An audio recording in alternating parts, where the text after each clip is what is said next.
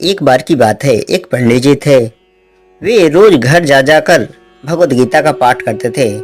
एक दिन उन्हें एक चोर ने पकड़ लिया और कहा, तुम्हारे पास जो कुछ भी है वो मुझे दे दो। तब पंडित जी बोले, बेटा मेरे पास कुछ भी नहीं है, तुम एक काम करो, मैं यही पड़ोस के घर में जाकर भगवत गीता का पाठ करता हूँ।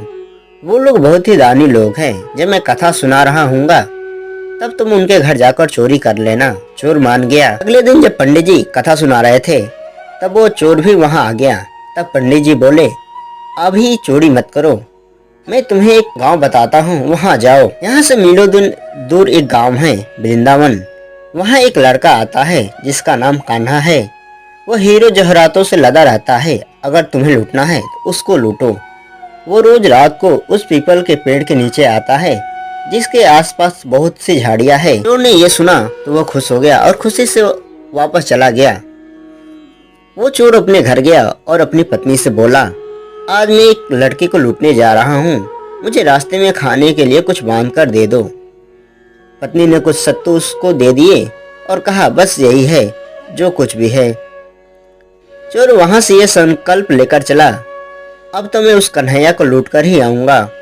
वो पैदल टूटे चप्पल में अपने घर से निकल पड़ा। रास्ते में कन्हैया का नाम लेते हुए वो अगले दिन शाम को वहां पहुंच गया जो जगह उस पंडित जी ने बताई थी। अब वो वहां पहुंचकर उसने सोचा, अगर मैं यही सामने खड़ा रहा तो बच्चा मुझे देखकर भाग जाएगा, तो मेरा यहाँ आना बेकार हो जाएगा।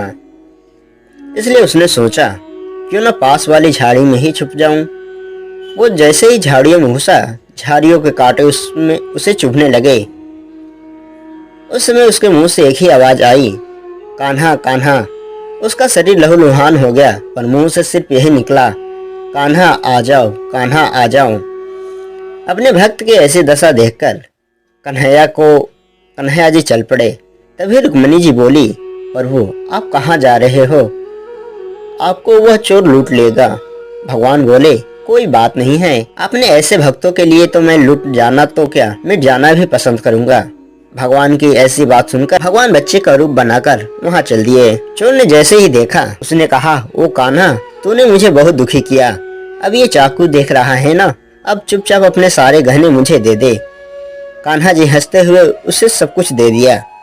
चोर हंसी खुशी अगले दिन अपने गाँव में वापस पहुंचा। सबसे पहले उसने उस पंडित जी के घर गया जहाँ वो कथा सुना रहे थे। जितने भी वो गहने चोरी करके लाया उसका आधा उसने पंडित जी के चरणों में रख दिया। तब पंडित जी बोले, क्या है?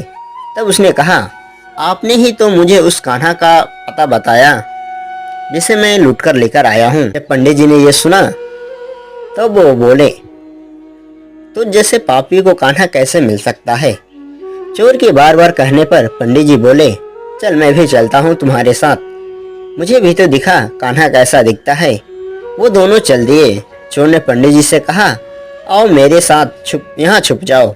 दोनों का शरीर लहूलुहान हो गया और मुंह से बस एक ही आवाज निकली, कन्हैया आ जाओ, कन्हैया आ जाओ। ठीक मध्यरात्रि होते ही कन्हैया वहां आ गए और चोर को दर्शन दिए। तब यह सब पंडित जी देखकर रोने लगे और कहा, तुम धन्य हो, आज तुम्हारी वजह से मुझे कन्हैया का दर्शन हुए, तुम धन्य हो। ऐसा है हमारे कान्हा का प्यार, अपने सच्चे भक्तों के लिए उसे सच्चे दिल से पुकारते हैं तो वो भागे भागे चले आते हैं। प्रेम से कहिए श्री राधे राधे।